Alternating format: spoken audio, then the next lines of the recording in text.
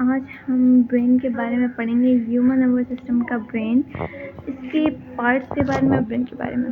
Firstly I want to tell you, एक brain जो है हमारा, ब्रिंकली मीन्स जिस टाइप ऑफ टेढ़ा मेरा ऊपर से दिखने वाला एक ऑर्गन है जिसका कलर ग्रे है और ये स्कल से प्रोटेक्ट हुआ है। इसके आसपास एक लेयर ऑफ फ्लूइड है जिसे कहते हैं वो पानी से बनी हुई लेयर है, पानी की लेयर है, ठीक है। ये हम ब्रेन के बारे में जानते भी हैं सब कुछ पहले से ही। सो नेक्स्टली, ह्यूमन ब्रेन बहुत पावरफुल कंप्यूटर कहा जाता है। ये हमारी स्टोरी को मेमोरी स्टोर्स करता है, जजमेंट करता है, analyse and control how we think and respond to things what happening around us. So एक बात हत्ता कि हमारा ब्रेन हम जब सोए होते ना, उस टाइम भी नहीं सो रहा होता, उठा होता है, वो अलाइव होता है और हमारी हार्ट बीट एंड दूसरा हमारी ब्रीथिंग को कंट्रोल कराता है। अगर ये ना करे तो हम मर जाते हैं। हमारा ब्रेन 3 पार्ट्स में डिवाइड है, fore brain, mid brain, hind brain. एक बात है जो कि खासकर कभी किसी ने इतनी खास नहीं सोची होगी। कहते हैं कि जो आपका फोर ब्रेन है, सॉरी ई नहीं आता, आपका जो फोर ब्रेन है ना, उसमें वो स्टोरी मेमोराइज होती है जो कि अभी भी आपकी हाल ही में गुजरी हुई होती है। मिड ब्रेन में क्या होता है, आपकी जो भी थोड़ी सी पास्ट में चली गई हो, और आपकी हिंड ब्रेन में जो कि आप बिल्कुल फॉरगेट कर चुके हैं, जैसे कि आपको नहीं याद कि आपने 10 दिन पहले रात खाने में क्या खाया, आपने 20 दिन पहले क्या खाया, वो आप सब कुछ हिंड ब्रेन में रख चुके हैं और आपका जा चुका है। सो ये एक मेन डिफरेंस था इन तीनों में। आगे हम फॉरवर्डली पढ़ते हैं कि हमारा फोर ब्रेन जो है एक हाईली डेवलप्ड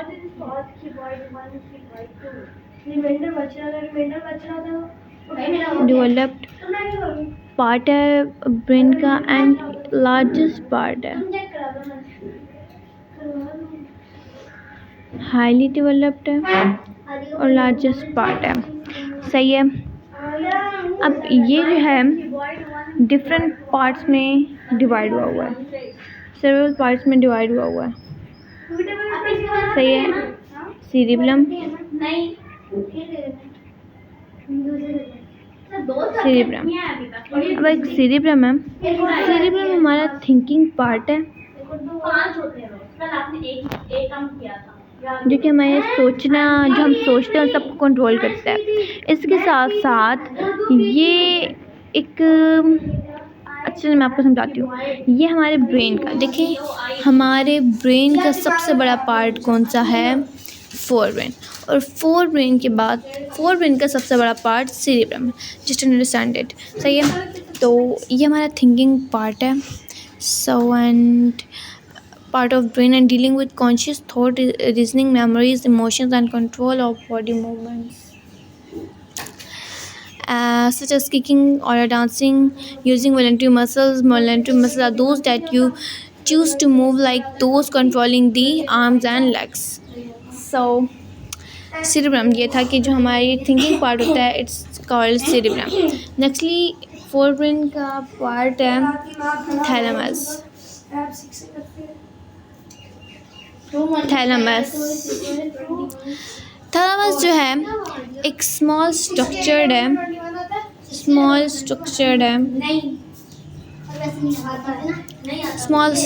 है, बिल्कुल हमारे ब्रेन की स्टेम के ऊपर, राइट अबव।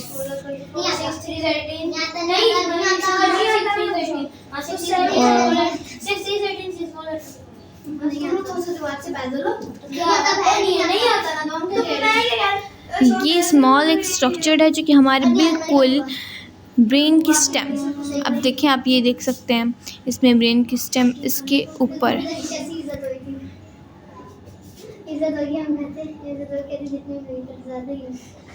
ओके, बिल्कुल ऊपर मौजूद है। सो अनवर्डली थैलेमस जो है, ये इसका फंक्शन क्या है, ये रिस्पॉन्सिबल होता है हमारी बॉडी की इंफॉर्मेशन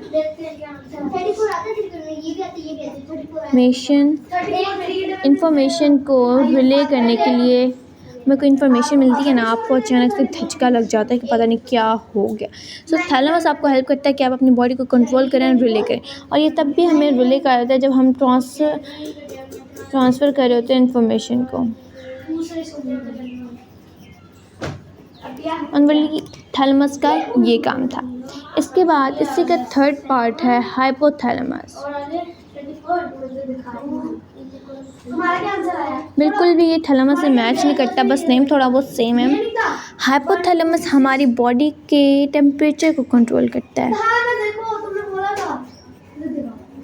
हमारी बॉडी को 37 सेल्सियस डिग्री तक रखता है, ना ही ये ज़्यादा हॉट हो और ना ही ज़्यादा कोल्ड हो।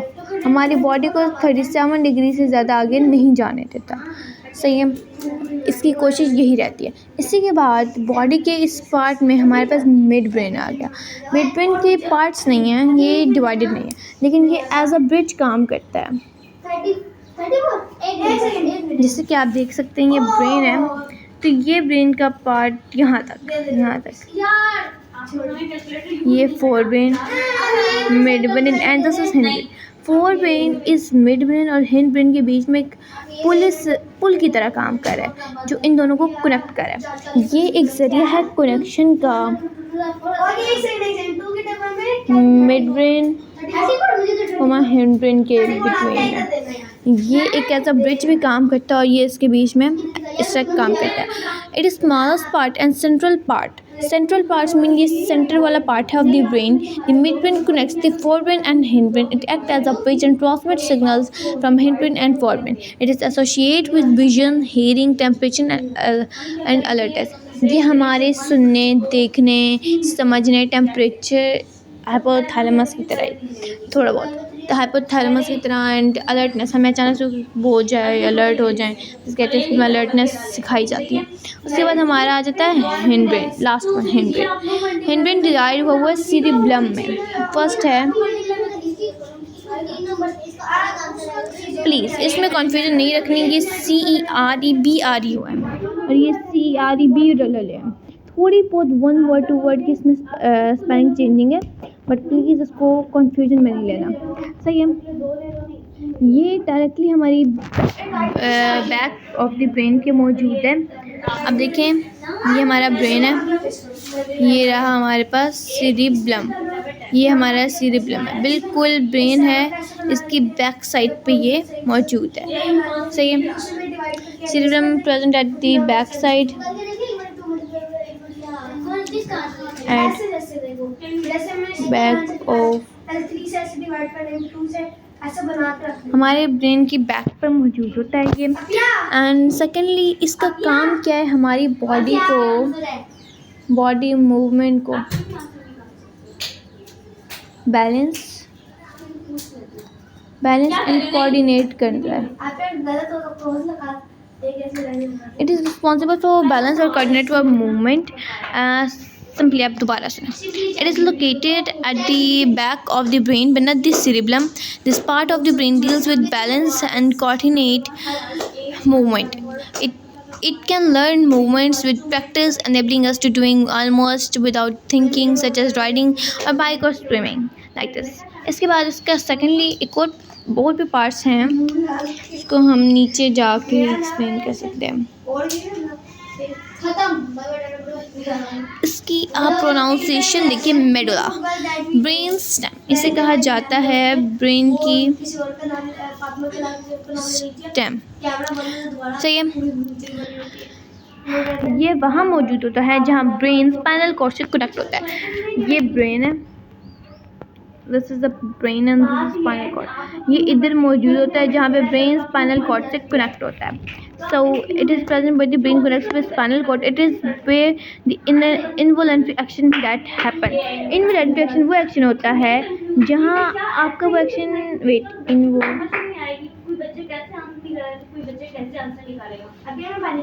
ये वो एक्शन होता है जो कि अचानक होता है, जिसके बारे में आप नहीं सोचते। जैसे कि आप ब्रीथ करते हैं, सांस लेते हैं, हार्ट बीट चेक करते हैं, इस बारे में आप नहीं सोचते और आपकी हो जाता है। Okay, it is very involuntary action that keep the body alive, such as breathing, heartbeat, and peristalsis are controlled. Involuntary action work automatically without you having to think about them, which are accomplished by the involuntary muscles in the rib cage, heart, and digestive system. Nextly, इसके बाद एक और है, इसके बाद last है इसका part पोन्स। पोन्स एक बहुत ईजी सा है, ये वो पार्ट है जो लिंक करता है ब्रेन को स्पाइनल कॉर्ड, ये हमारे ब्रेन को स्पाइनल कॉर्ड के साथ लिंक कराता है। उसके बाद लास्ट हमारे पास है पिट्यूटरी ग्लैंड।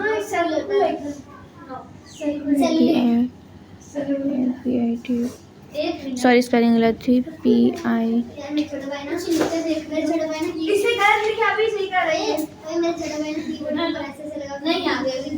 पिट्यूटरी ग्लैंड, ये हमारी बेस ऑफ ब्रेन के साथ अटैच्ड होता है। ये केमिकल प्रोड्यूस करता है जिसको कहते हैं हार्मोनस। ये हार्मोनस केमिकल प्रोड्यूस करता है जो कि हमारी बॉडी में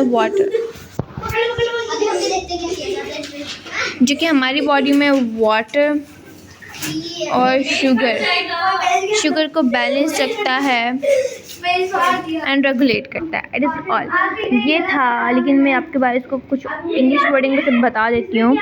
it is attached to the base of brain, it produce chemical called hormones. Hormones regulate the amount of water and sugar in the body. They also regulate the body weight, growth rate.